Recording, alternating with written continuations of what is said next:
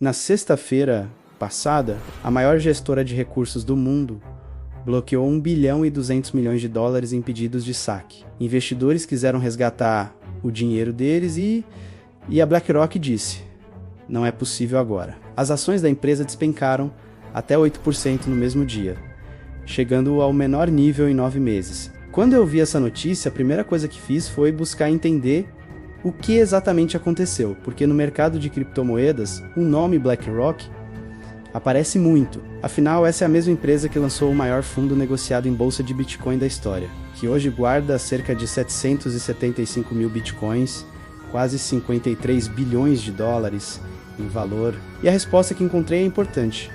O problema da BlackRock não tem nada a ver diretamente com Bitcoin, mas tem muito a ver com algo que qualquer investidor precisa entender. Hoje eu vou te explicar o que aconteceu, por que as ações caíram tanto e qual a lição que esse episódio deixa para quem investe em criptomoedas. Para entender essa notícia, você precisa conhecer o fundo que está no centro da história. A BlackRock, ele tem um fundo chamado HPS de empréstimos corporativos, que faz parte de uma categoria chamada crédito privado. Esse fundo tem 26 bilhões de dólares em ativos e empresta dinheiro diretamente para empresas sem passar por bancos. É um produto voltado para investidores de alta renda que buscam rendimentos maiores do que os de títulos públicos. No primeiro trimestre de 2026, os investidores desse fundo solicitaram sacar 9,3% do total de seus recursos, o que representa aproximadamente 1 bilhão e 200 milhões de dólares. O problema é que esse fundo tem uma regra estrutural.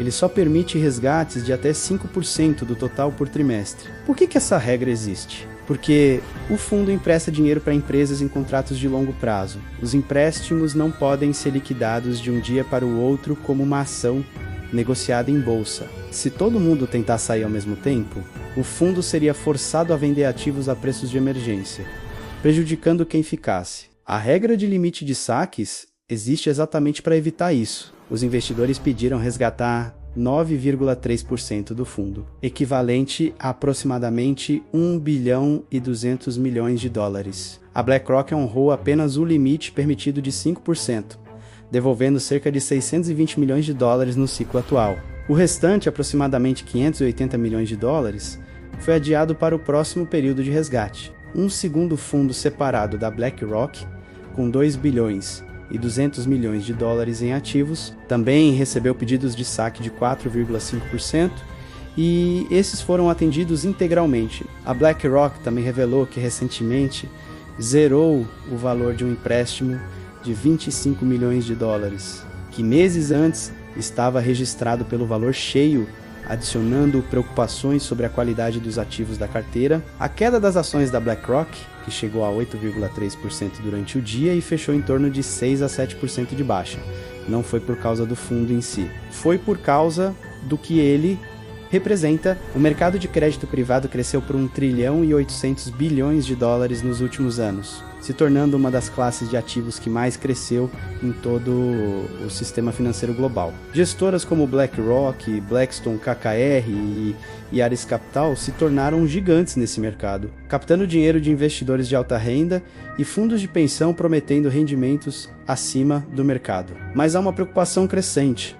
O crédito privado é inerentemente líquido. Quando os investidores começam a pedir dinheiro de volta ao mesmo tempo, os gestores enfrentam um dilema difícil. E o que a BlackRock fez na sexta-feira foi o primeiro caso claro de bloqueio de saques. Entre os grandes fundos de crédito privado desde o final do ano passado, enquanto a BlackRock bloqueou parte dos saques, seus concorrentes fizeram escolhas diferentes. A Blackstone processou um volume recorde equivalente a 7,9% dos seus ativos em saques, mas conseguiu fazer isso injetando cerca de 400 milhões de dólares de recursos próprios da empresa para cobrir a demanda. A Blue Owl Capital permitiu que investidores em um dos seus fundos resgatassem 527 milhões de dólares, equivalente a 15% do fundo. A diferença de abordagem entre as gestoras fez o mercado questionar: a BlackRock está com problemas de liquidez mais sérios do que os concorrentes? A resposta dos analistas foi que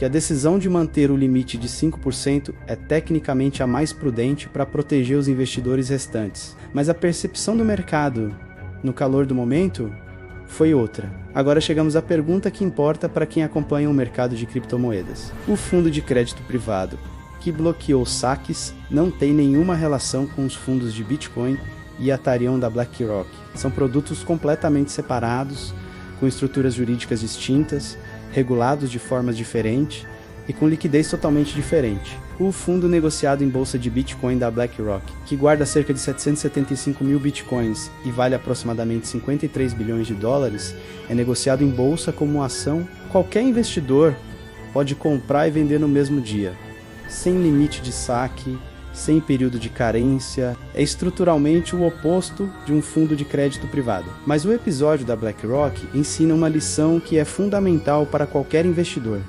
inclusive no mercado de criptomoedas. Liquidez importa muito mais do que a maioria das pessoas percebe no momento em que coloca o dinheiro.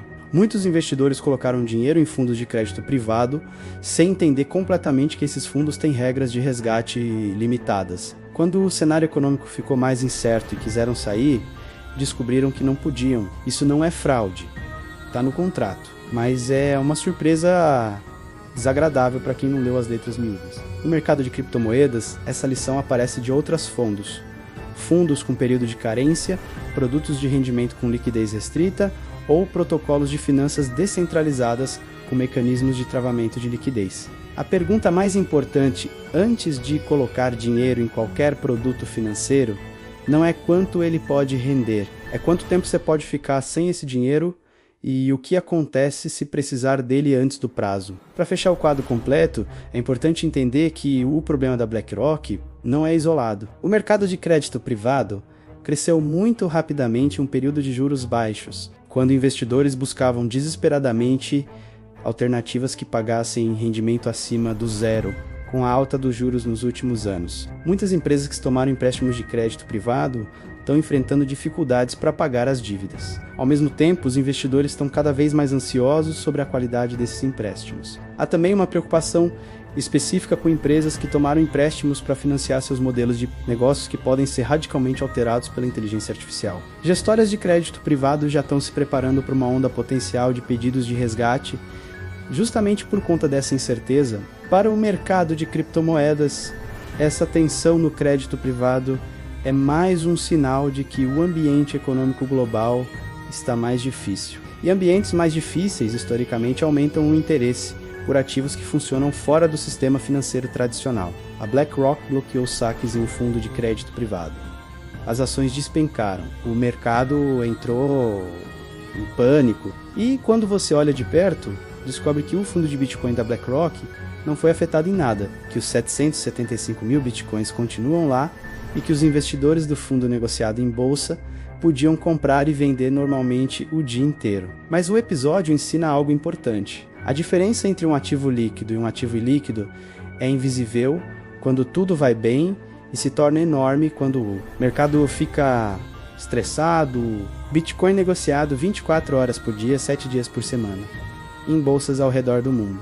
Com liquidez imediata, é estruturalmente diferente de um empréstimo corporativo privado com prazo de anos. Não estou aqui para te dizer o que fazer com o seu dinheiro. Mas antes de colocar qualquer recurso em qualquer produto financeiro, faça uma pergunta simples. Se eu precisar desse dinheiro amanhã, consigo resgatar? A resposta pode ser muito diferente do que você imagina. Deixa o like se o conteúdo foi útil, se inscreve no canal e me conta nos comentários. Você sabia que os fundos de crédito privado têm esse tipo de restrição de saque? Até o próximo vídeo.